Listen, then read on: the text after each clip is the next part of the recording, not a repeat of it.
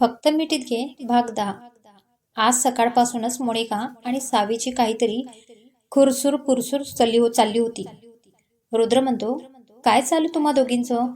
मोनिका म्हणते, काय कुठे काय? काहीच नाही रे, आम्ही तर अशाच गप्पा मारत होतो. रुद्र म्हणतो, मोनिका तुझ्या डोक्यात काही खुरापती येत असतील ना, तर त्या थांबव हा. मोनिका म्हणते, रुद्र मी काहीच मस्ती करत नाहीये. ती एकदम मासूम चेहरा करत बोलली. रुद्र म्हणतो, मग ठीक आहे. मोनिका म्हणते, रुद्र तू हॉटेलमध्ये कधी जाणार आहेस रे? रुद्र म्हणतो, का ग, तू आज सारखी हेच का विचारतेस? नाही रे, मी असंच विचारत होती. सांग ना, तू कधी जाणार आहेस? रुद्र म्हणतो, हे काय निघताच होतो.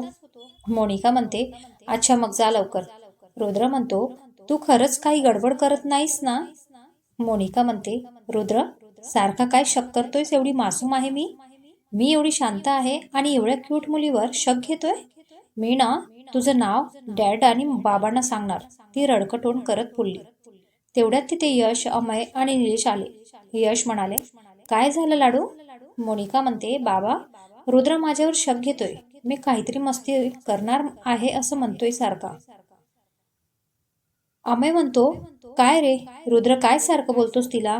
जा गप्पपणे हॉटेलला, चल निघ. रुद्रला सगळेच ओरडले.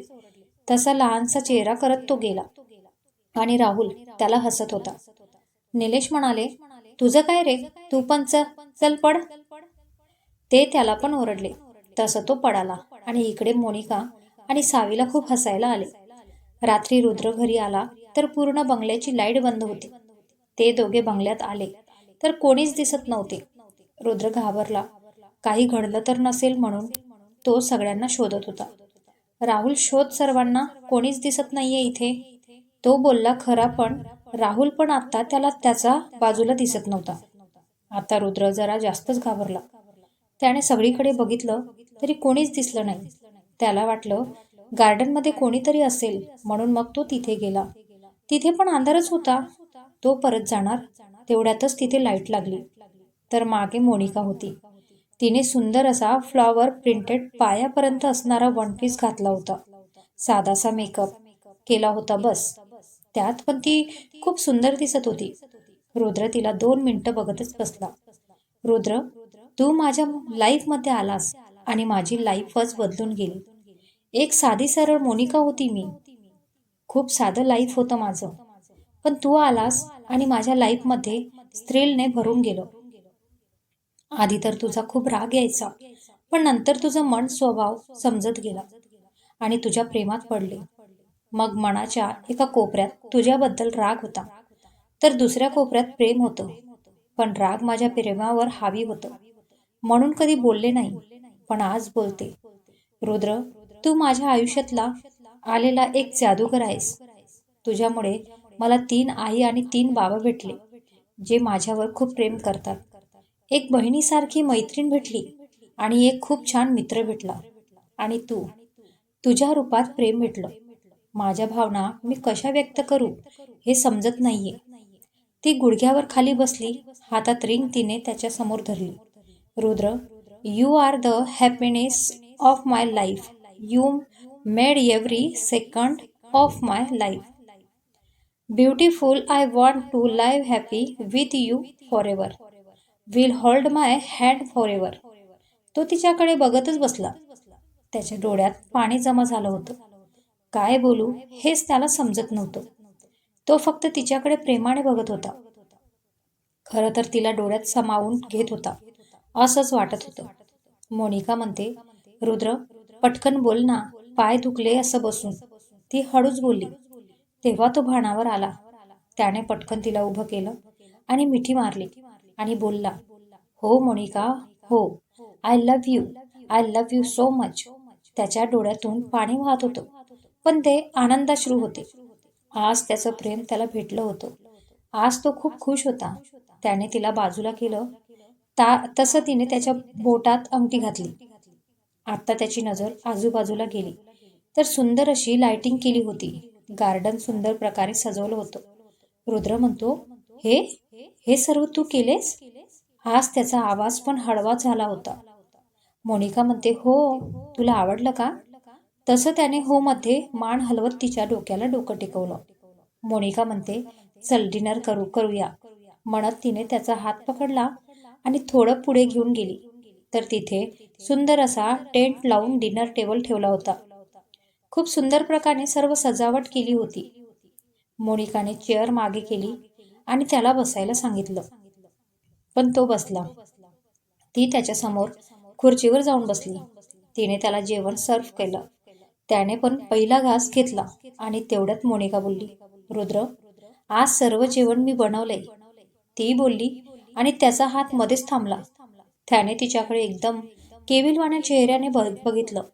रुद्र म्हणतो, मोनिका, मला आज भूक नाहीये. चल आपण गप्पा मारूया. मोनिका म्हणते, एवढं नाटक करू नकोस. जेव चुप गप्पपणे. मी नाही बनवलंय जेवण. ती बोलली. तसं मग रुद्रने जेवण केलं. मोनिका, आजचा दिवस मी कधीच विसरणार नाही. तू आज मला खूप सुंदर सरप्राईज दिलास. थँक्यू. मोनिका म्हणते, जुना सरप्राईज बाकी आहे रे. रुद्र म्हणतो, काय आहे? तसं मोनिकाने त्याचा हात पकडला आणि त्याला रूममध्ये घेऊन गेली. तर संपूर्ण रूम सजवली होती. रुद्र म्हणतो, हे सर्व काय आहे मोनिका? मोनिका म्हणते, आज आपला हनीमून आहे. रुद्र म्हणतो, अगं पण. तो काही बोलणार त्याआधीच तिने त्याच्या जवळ येऊन टाचा उंचावून त्याच्या ओठांवर ओठ टेकवले. मोनिका म्हणते, आज मला पूर्णपणे तुझी व्हायचं. ती त्याच्या डोळ्यात बघत बोलली. तसं त्याने तिला हलकेच उचललं आणि बेडवर ठेवलं. हळूच तिच्या ओठांवर ओठ टेकवून तो तिला किस करू लागला. थोड्या वेळाने थांबवत त्याने तिचा हात पकडला आणि त्यात सुंदर अशी अंगठी घातली. रुद्र म्हणतो, ही खूप आधी घेतली होती, पण तुला द्यायला जमत नव्हतं. रोज अंगठी माझ्याकडेच असायची. तिने अंगठी बघितली. तिला खूप आवडली. परत पुन्हा एकदा त्याने तिच्या ओठांचा ताबा घेतला आणि तिच्यावर प्रेमाचा वर्षाव करू लागला. तो हळूवार तिला फुलवत होता.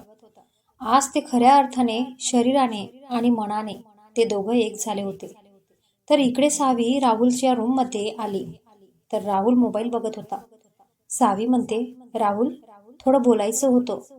राहुल म्हणतो, कामाचं असेल ते बोल, नाही तर जा. सावी म्हणते, राहुल, माझं प्रेम आहे तुझ्यावर. तू समजत का नाहीये रे? आज तर मोनिकाने पण रुद्रचं प्रेम ऍक्सेप्ट केलं.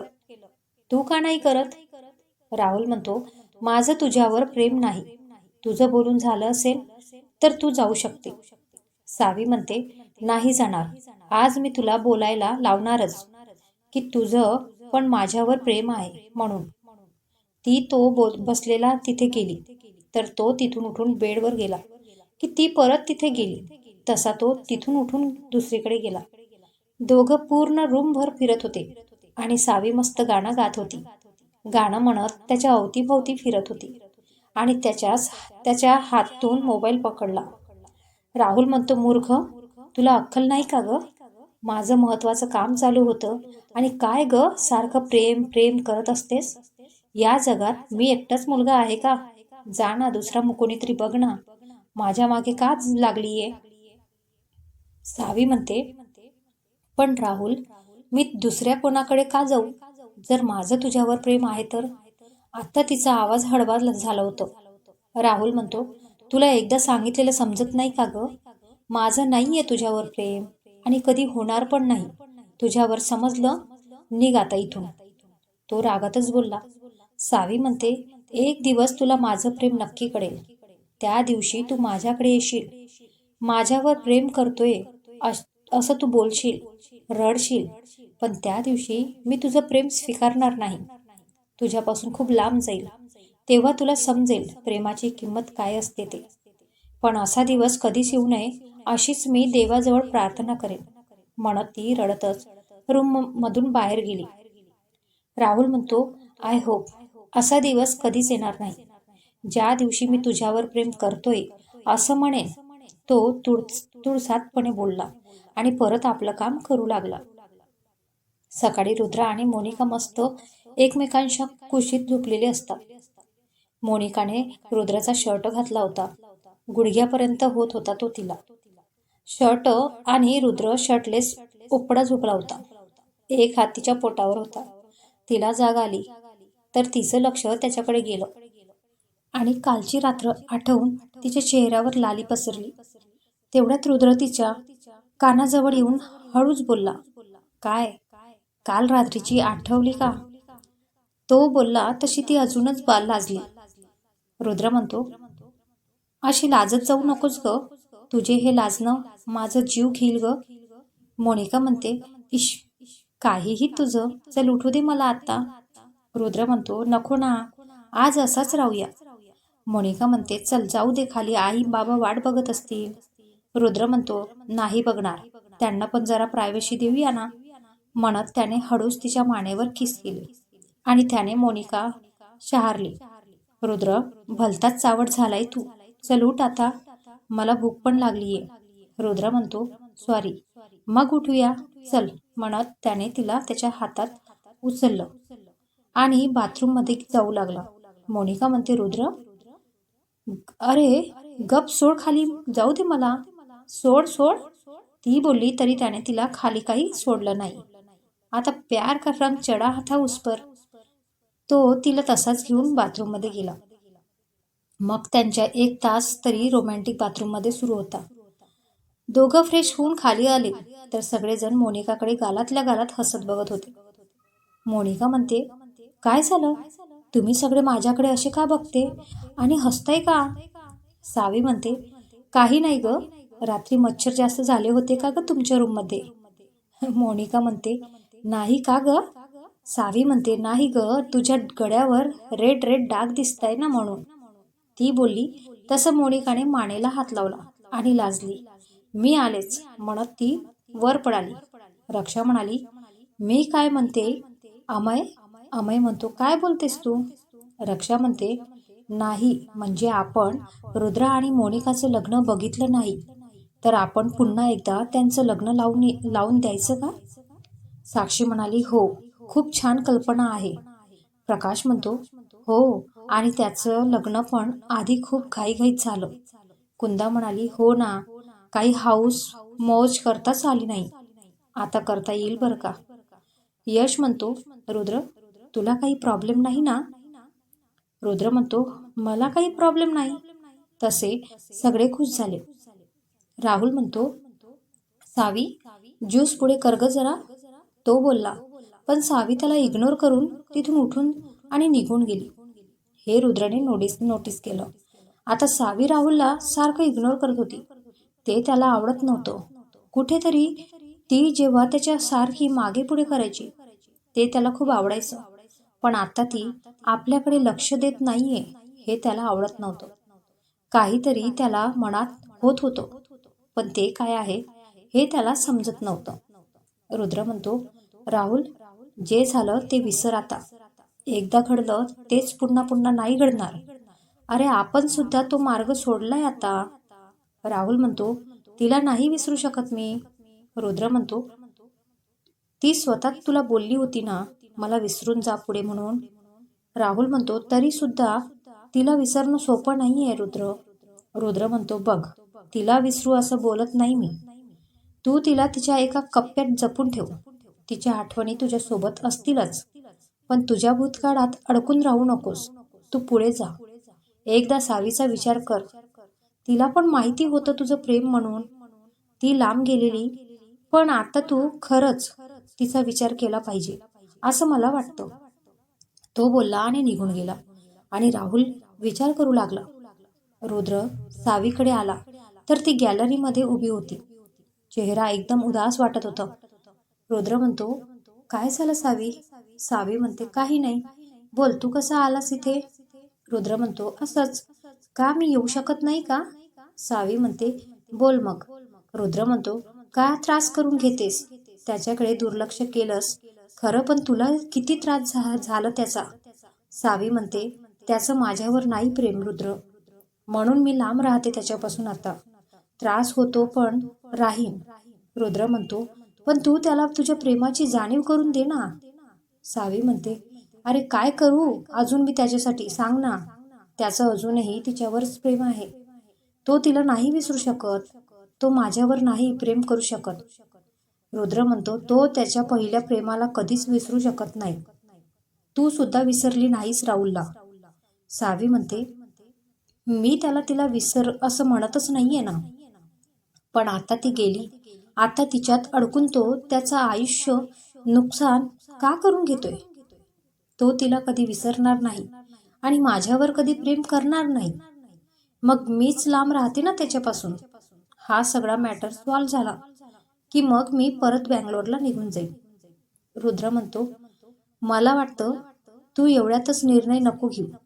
अजून काही दिवस वाट बघ. तुझं प्रेम खरं असेल तर नक्कीच राहुल तुझं होईल, म्हणत तो निघून गेला. सावी पण विचार करू लागली, येतील का दोघे एकत्र? होईल का त्याचं प्रेम? आता हे नियतीलाच माहिती. असेच दिवस गेले.